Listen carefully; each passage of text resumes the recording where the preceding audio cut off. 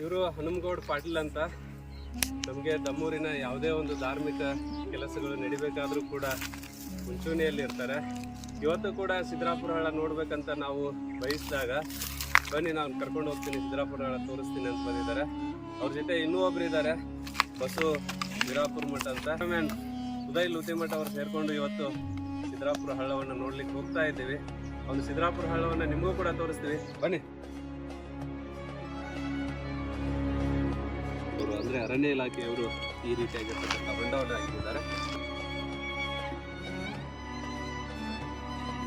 ಮುಂದೆ ಅಲ್ಲಿ ಒಂದು ಕಪಿಲ ತೀರ್ಥ ಎನ್ನುವಂತಹ ಫಾಲ್ಸ್ ಏನಾಗಿದೆ ಅಂತಂದ್ರೆ ಕ್ರಿಯೇಟ್ ಆಗಿದೆ. ನಾಡಹಳ್ಳಿಗಳು ತಮ್ಮ ಆಹಾರಕ್ಕಾಗಿ ಇಲ್ಲಿ ಸಿಗುವಂತಹ ಬೇರನ್ನ ಹಚ್ಚಿರುವಂಥದ್ದು. ನೋಡಲ್ಲೇ ದೂರದಿಂದ ನೋಡಿದಾಗ ಇದೇ ಆಲದ ಮರ ನವಿಲುಗಳು ಕೂಗುವಂತಹ ಶಬ್ದವನ್ನ ಕೇಳಿಸ್ಕೋತಾ ಇದೆ. ಆದ್ರೆ ನವಿಲುಗಳು ಇಲ್ಲಿಂದನೇ ಕೂಗ್ತಾ ಇದ್ದಾವೆ ಅನ್ನುವಂಥದ್ದು ಈಗ ನನಗೆ ಮನದಟ್ಟ ಆಯ್ತು. ಸೊ ನವಿಲು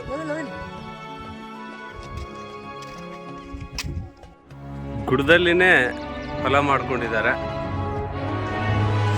ಸೊ ಹೀಗೆ ಗುಡ್ಡದಲ್ಲಿ ನಡ್ಕೊಂಡು ಬರ್ಬೇಕಾದ್ರೆ ಆಲ್ರೆಡಿ ಏನು ಇದು ಸಮಯ 7:15 ಗಂಟೆ ಆಗಿದೆ. ಸೊ ಇಲ್ಲಿ ನಮಗೆ ನೋಡಲಿಕ್ಕೆ ಒಂದು ಬಾವಿ ಥರ ಸಿಗುತ್ತೆ. ಇಂಥ ಏಪ್ರಿಲ್ ತಿಂಗಳಲ್ಲಿನೂ ಕೂಡ ಈ ಬಾವಿಯಲ್ಲಿ ನೀರು ಕಾಣಿಸ್ತಿದೆ. ಸೊ ಎಲ್ಲಿದಂತ ಈ ಹೇಗೆ ಪ್ರಕೃತಿ ವಿಶಿಷ್ಟವಾಗಿದೆ ನೋಡಿ. ಸೊ ಸಣ್ಣ ಬಾವಿ, ಇದರಲ್ಲಿ ಪಕ್ಷಿಗಳಿಗೆ ಕುಡಲಿಕ್ಕೆ ನೀರಿದೆ.